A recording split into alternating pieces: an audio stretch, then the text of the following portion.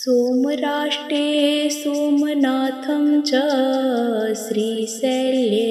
मल्लिकार्जुनम् उज्जयिन्यां महाकालम् ओङ्कारमल्लेश्वरम् परल्यां वैद्यनाथं च डाकिन्यां भीमाशङ्करम् सेतुबन्धे तु रामेशं नागेशं दरुकावने वाराणस्यां तु विश्वेशं त्र्यम्बकं गौतमीतटे